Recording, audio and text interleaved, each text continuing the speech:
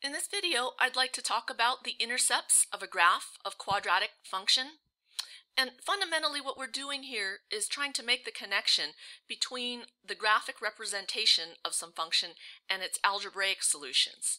And so we can consider different functions, and these functions can be graphed. For example, f of x is equal to negative x squared plus 3x minus 6 has a graph that looks something like this. And if you want to plot points and check that out for yourself, you may. But realize that this negative coefficient in front of the x squared does make it a face-down parabola. And again, we could check out various points. For example, when x is equal to 0, we get y or f of x is negative 6 and so on. So we have this graph that looks like this, and we can examine its algebraic solution. For example, if we let f of x equal 0, then we plug in 0 into the equation, and we get this quadratic equation, which we can solve.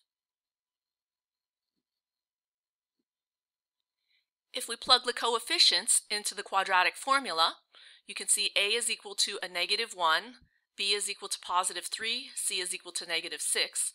So again, here we've got negative b plus or minus square root of 3 squared is 9 minus 4 times negative 1 times negative 6, all divided by 2 times negative 1. And when we simplify this, you can see that the interior of this radical is negative, and that's going to give us two imaginary solutions. As you can see, this minus sign, sometimes students wonder, where does the minus sign go? When you've got a negative sign in the denominator, it can distribute to each of the two terms. The negative 3 becomes positive 3. But when you distribute a negative sign to a plus or minus, that reverses the sign, becomes negative and positive, which is the same as plus or minus. Graphically, when we look at this, again, when we have set f of x equal to 0, that's the same as the value of y. And so y equals 0 is the x-axis here. That's a horizontal line, again, passing through y is equal to 0. And what we see then is that the point of intersection between this axis, this x-axis, and the original function, well, there isn't a point of intersection, so there's no real solution. What we see is there isn't a real solution or solutions, but we do have two complex solutions. And so this verifies our result graphically with what we discovered in algebra. Let's take a look at our second example. F of x is equal to 5x squared minus 6x, which is graphed here. And just to verify, the coefficient of x squared is positive, so this is a face-up parabola.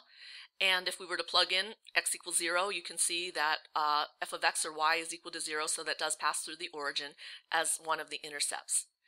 And if we didn't know what the solutions were, we could solve algebraically, and this could be done easily by factoring.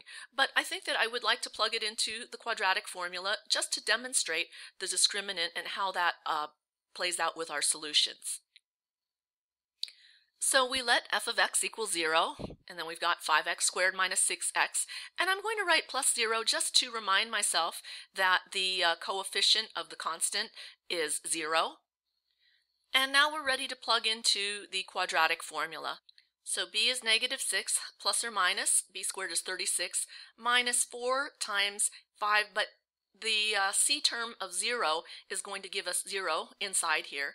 And so when we look at the discriminant, the interior of this radical, we see that it's a positive number, 36, which means that we are adding or subtracting this number 6 to the other term, and we end up with two real but unique solutions. Tying this back to the graph, y equals 0, or f of x is equal to 0, again, is that x-axis, and we see that there are two places where the graph intersects the x-axis, and we see these two solutions. And so we verify the algebra again with our graph.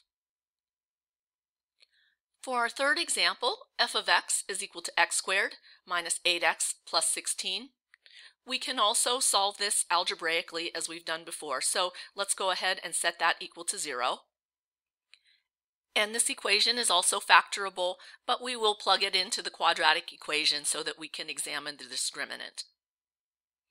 So again, for our quadratic formula, we've got negative 8 plus or minus square root of 8 squared is 64 minus 4 times 1 times 16. And we look at the discriminant, the interior of this radical, and we see 64 minus 64 will give us a 0. So we are adding and subtracting 0, and because the 0 added or subtracted gives the same value, we get a single solution at x is equal to 4 only. Now when we go back and compare this to the graph, again, y is equal to 0 is the x-axis, and we see that there is a single point of intersection at x is equal to 4, and that again is one solution and one point on the graph which touches the x-axis, or one x-intercept. So again, we can see how these various numbers of solutions, either no real solutions, two real solutions, or one real solution, will play out in the graph. And it is possible to have parabolas, in this case, for example, facing the other direction. If this had been a negative sign, we might have a face-down parabola, which can also give us only one x-intercept, or a face-down parabola, which could give us two intercepts, and so on.